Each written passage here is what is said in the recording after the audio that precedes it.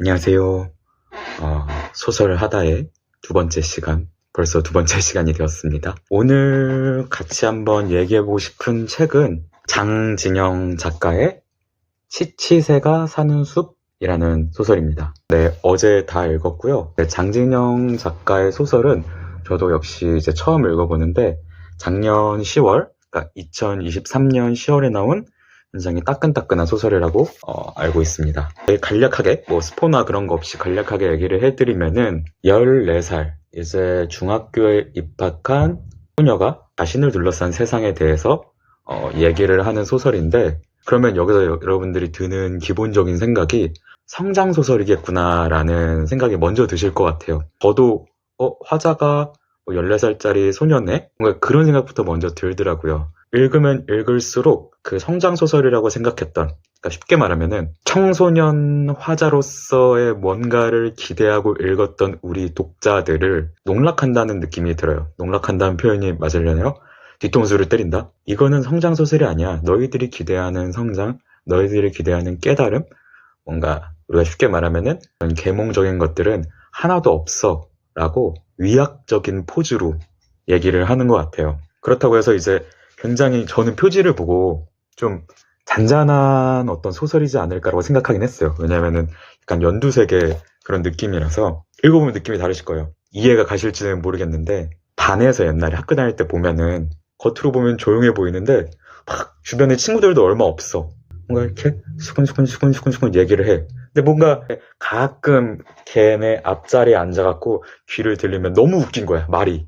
근데 평소엔 막 떠드는 애가 아닌데 조용하고 우울해 보이는데 귀를 기울이면은 뭔가 빠져들게 얘기하는 애. 아시겠나요? 학교 다니면 한두 명씩 있지 않아요? 반에 되게 존재감이 없지만 빠져들게 만드는 이야기를 하는 친구. 어떻게 보면은 화자가 자기 얘기를 하는 거니까 일종의 수다가 될 텐데, 사람을 때로는 배반시키고 때로는 깜짝 놀라게 하고, 대부분 수다라 그러면 여기서 재밌는 게 뭔가 발산하는 거로 생각을 하잖아요. 그때그때마다의 막 쏟아냄으로써 사람을 홀리게 하는 거, 제어한다는 느낌보다는 막 발산한다는 느낌이 강하잖아요. 약간은 수다가 왜 이렇게 많아? 야, 수다 떨고 있어. 그러면은 우리 사회에서 좀 평가절하 당하는 느낌? 무절제하고 즉흥적이고 조금 더 욕망이 가득하고 이성적으로 생각하는 그런 결과물보다는 감정의 영역이라고들 많이 받아들이는 것 같아요. 이 작품의 특징의 수다는 굉장히 치밀한 수다라고 저는 생각을 해요. 장진영 작가님께서 굉장히 수다에 능하면서도 그 수다를 치밀하게 짰다. 그러니까 되게 프리스타일 랩처럼 보이면서도 라임이나 뭔가 가사가 이미 굉장히 촘촘하게 짜여진 거예요. 작가가 그 심어놓은 길로, 저는 함정이라고 표현하고 싶은데 독자를 함정으로 끌고 가는 느낌이었어요. 자, 나 그냥 수다 떠는 거야. 나 이런 애야. 이런 애니까 수다 떨어. 자, 들어봐. 하면서 홀린 듯 들어가면은 어느 순간에 내가 어디 있는지를 깨닫고 되게 섬뜩해지는 느낌? 소설이 리듬감이 있는데 이 리듬감은 예상치 못한 순간에 마침표를 찍고 예상치 못한 순간에 되게 쉼표를 쓴다. 저는 이상하게 책 읽을 때 어디에 쉼표를 쓰고 어디에 마침표를 쓰냐를 이상하게 되게 좀 눈여겨보는 편인데 잘 활용한다는 생각이 들었습니다. 이 작가가 만들어 놓은 리듬 안에서 독자들이 몸을 움직인다라는 느낌을 많이 받았고요. 그리고 또 되게 표현이 재밌는 표현들이 되게 많습니다. 제가 하나만 꼽자면은 딱 지금 제가 기억을 하고 있죠. 자신의 이 주인공이 자신의 좀 그리 예쁘지 않은, 그리 아름답지 않은 외모에 대해서 표현을 하는데, 잡은 지 3시간 된 붕어 사체의 옆모습 같다라는 표현을 써요. 그러니까 어떻게 그래도 14살짜리 여학생이 자신의 외모를, 우리가 기대했던 것들, 기대했던 표현, 이 문장 다음에 어떤 문장이 나올 것이다, 이 상황에 대해서는 어떤 수식어가 나올 것이다에 대한 기대를 완전히 배반해버리는, 그냥 단순히 너 도발적이네? 발칙하네 수준이 아니라고 저는 읽었습니다.